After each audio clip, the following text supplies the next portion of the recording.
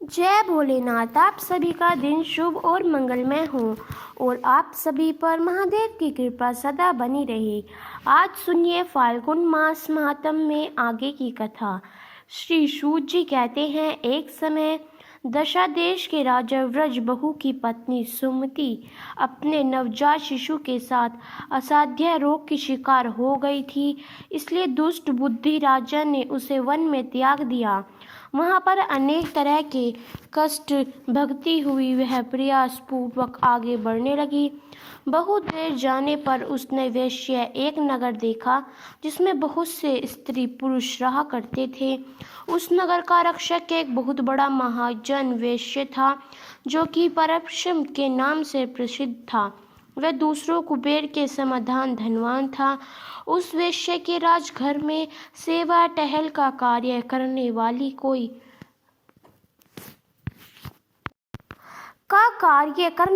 कोई दासी उधर ही आ रही थी। वह दूर से ही राजपत्नी को देखकर उसके पास आई। उसने रानी को देखते ही उसका सारा हाल जान लिया। वह पुत्र सहित अत कष्ट भोग रही थी। दासी ने अपने स्वामी को उस स्त्री का दर्शन कराया। वेश्यराज ने रोगी पुत्र के साथ स्वयं भी रोग से पीड़ित हुई राजपत्नी को एकांत में बुलाकर उसका सारा हाल पूछा और सब बात जान लेने पर अपने घर के पास में ही एक एकांत घर में ही उसे ठहरा दिया। अन्न, वस्त्र, जल और शिष्य आदि का प्रबंध करके वैश्य ने अपनी माता के समान उसका आदर किया। उस घर में सुरक्षित होकर रहती हुई राजपद के वर्ण और यक्ष्मा आदि रोगों की शांति नहीं हुई। उधर कुछ ही दिनों में रानी का पुत्र भी घाव से पीड़ित होकर वैद्य की पहुंच से बाहर हो गया, अर्थात वैद्य भी उसका इलाज नहीं कर पाए और वह मृत्यु को प्राप्त हो गया। अपने पुत्र के मरने पर रानी को बड़ा दुख हुआ और वह दुख से ग्रस्त होकर मूर्छित हो गई और टूटी हुई बेल के समान धरती पर गिर पड़ी। फिर होश आने पर वैश्य की स्त्रियों ने उसे बहुत समझाया, फिर भी वह बहुत दुखी होकर विलाप करने लगी कि हाँ, पुत्र बंधु बांधव से त्यागी हुई अपनी इस दीन और अनाथ माता को छोड़कर तुम कहाँ चले गए। जब वह इस प्रकार विलाप कर रही थी, उसी समय शरभ नाम से प्रसिद्ध एक शिव योगी वहां आ पहुँचे। वेश्यराज ने अर्घ्य देकर उनका आदर सत्कार किया, जिसके बाद से वे शोकग्रस्त राजपत्नी के पास जाकर इस प्रकार कहने लगे, बेटी तुम इतना क्यों रो रही हो? संसार में किसका जन्म हुआ और कौन मृत्यु को प्राप्त हुआ? यह शरीर आदि जल के फैन के समान क्षण भंगुर है। कभी इनके होने का भ्रम होता है तो कभी यह शांत हो जाते हैं और कभी पूर्ण इनकी स्थिति होती है। इसलिए फैन अर्थात झाग के समान इस शरीर की मृत्यु होने पर विद्वान पुरुष शोक नहीं किया करते। सत्व आदि तीनों गुणों माया से उत्पन्न होते हैं और उन्हीं तीनों गुणों से शरीर की उत्पत्ति होती है। वर्तमान संसार में जीव अपने कर्मों के बंधन से बंधकर बार बार ऐसी सुख अथवा दुखम अवस्था को प्राप्त होता है जिसका अनुमान करना अत्यंत कठिन है। जिनकी आयु एक कल्प तक की मानी गई है, ऐसे देवताओं की स्थिति में भी उलटफेर होता रहता है। फिर जो अनेक प्रकार के रोगों से ग्रस्त है, ऐसे मनुष्य देहधारी प्राणियों की तो भला बात ही क्या है। कोई काल को ही इस शरीर की उत्पत्ति के कारण बताते हैं, कोई कर्म और कोई गुणों को इसका कारण मानते हैं। वस्तु काल, कर्म और गुणों तीनों से ही शरीर का धान हुआ है। इसलिए अगर तुम जन्म, बुढ़ापा और मृत्यु को जीतना चाहती हो तो तुम मृत्यु को जीतने वाले सबके ईश्वर भगवान उमापति की शरण में जाओ।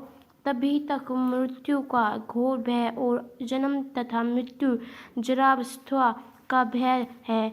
जब तक कि जीव भगवान शिव के चरण कमलों की शरण में नहीं आता, अत्यंत भयंकर संसार में तरह तरह के दुखों का अनुभव करके मनुष्यों का मन जब उसकी ओर से वित्र हो जाता है, उस समय उससे भगवान महेश्वर का ध्यान करना चाहिए।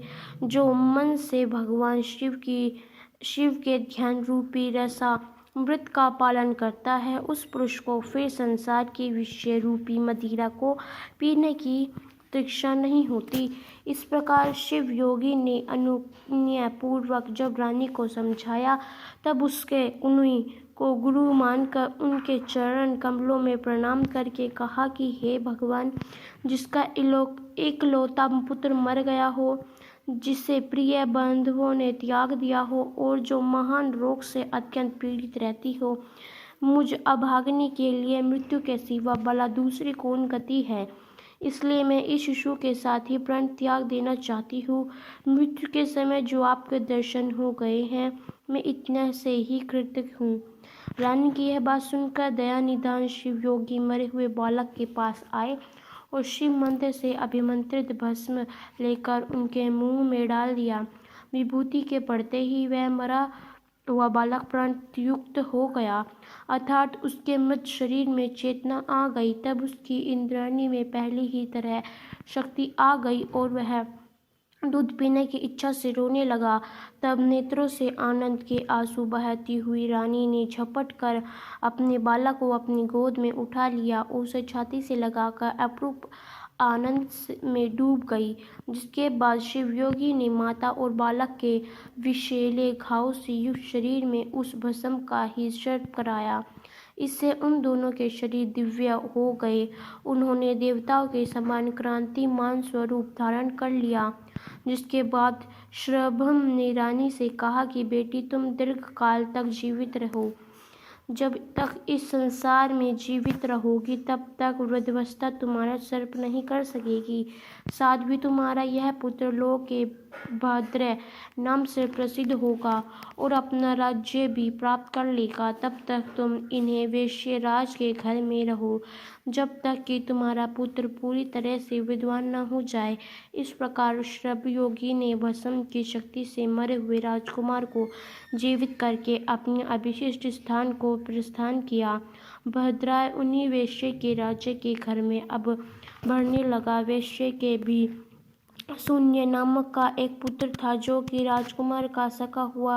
राजकुमार और वेश्य कुमार दोनों एक दूसरे से बड़ा स्नेह रखा करते थे।